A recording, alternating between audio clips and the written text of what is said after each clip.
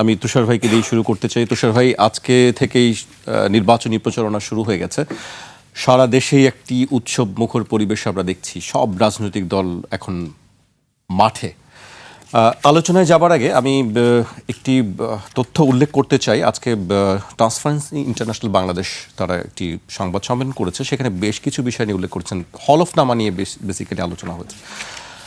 আসন্ন ত্রয়োদশ জাতীয় সংসদ নির্বাচনে স্থাবর অস্থাবর সম্পদের বর্তমান মূল্যের ভিত্তিতে কোটিপতি প্রার্থী 891 জন, আর এর মধ্যে শত কোটির মালিক 27 প্রার্থী। ত্রয়োদশ সংসদ নির্বাচনে ভোটের লড়াইয়ে চূড়ান্ত প্রার্থী 1981 জন, এর মধ্যে স্বতন্ত্র প্রার্থী 249 জন। এর পাশাপাশি ঋণগ্রস্ত যারা আছে তাদের একটি সংখ্যাও শতাংশ উল্লেখ করেছেন। নির্বাচনে বিএনপির 59.41% প্রার্থী ঋণগ্রস্ত। প্রার্থীদের ক্ষেত্রে ঋণগ্রস্তের হার 32.79% এবং জাতীয় পার্টির প্রার্থীদের মধ্যে 26.97% ঋণগ্রস্ত প্রার্থী। হলফনামায় আমরা আগেও অনেকবার আলোচনা হয়েছে যে হলফনামায় আমরা যে তথ্যগুলো দেই দেখা যায় সেই গড়মিল থেকে যায়, গোড়াতেই একটি গলদ আমরা দেখি। তুষার ভাই, গলদ আমাদের চিরকালই গোড়াতে, কারণ আমাদের দেশে তো মানুষ আগা পর্যন্ত পৌঁছায় না। আমাদের দেশে মানুষের বিকশিত হওয়ার সুযোগ খুব কম। এই যে লোকে রাজনীতি করে, ক্ষমতা খোঁজে, আসন খোঁজে, পদ খোঁজে, এর কারণ হচ্ছে এটা ছাড়া বড় হওয়ার আর কোনো রাস্তা নাই। আমাদের দেশে মানুষের সামাজিক সম্মান নাই। আমাদের দেশে বিদ্বান লোকের বিদ্যার সম্মান নাই। আমাদের দেশে একজন কারিগরি শিক্ষাপ্রাপ্ত লোকের কারিগরি কাজটার সম্মান নাই। আমাদের দেশে একজন ফায়ার ফাইটারের সম্মান নাই, কিন্তু যে লোক ভয় দেখে আগুন লাগায় মব, তার সম্মান আছে।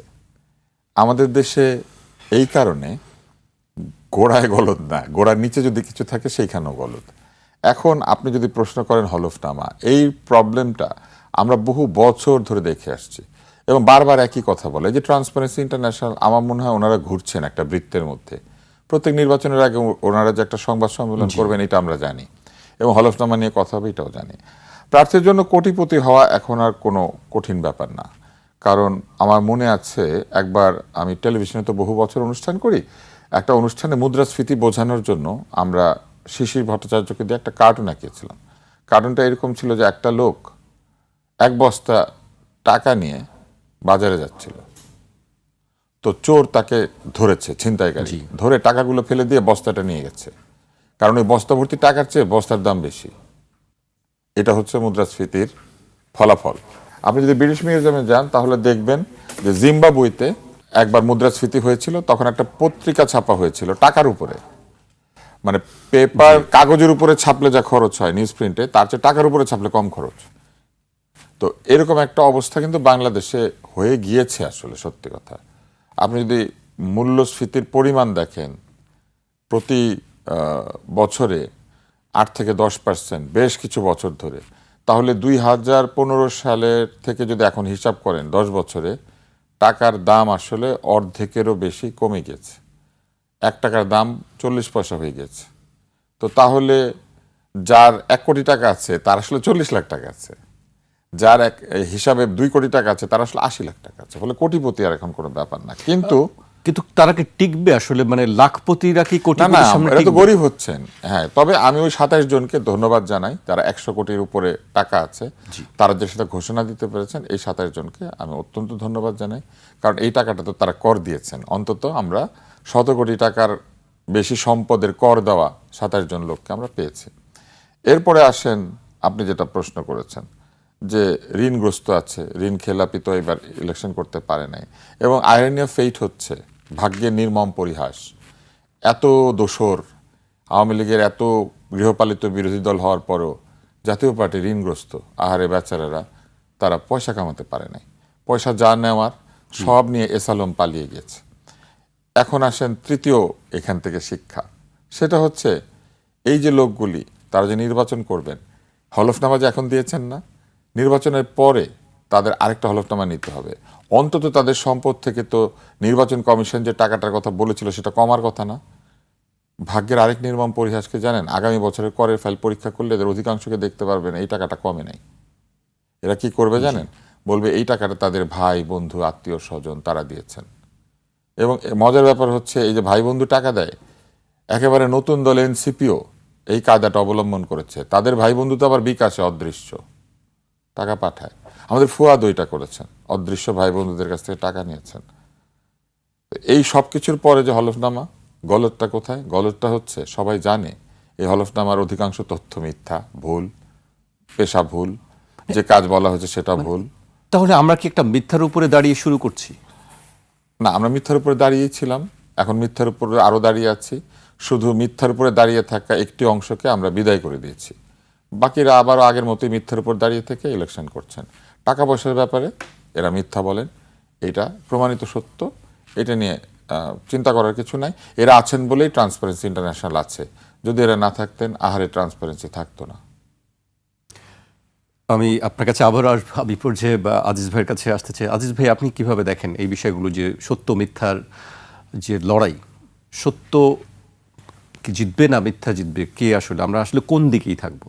একটা মিথ্যা আমি আজিজ ভাইয়ের আগে একটা এক লাইন খালি বলি। আজিজ ভাই একটা বই আছেন, একজন বিশিষ্ট সাংবাদিক লিখেছিলেন, সত্যবাবু মারা গেছেন, ফয়েজ ভাইয়ের লেখা সম্ভবত, না?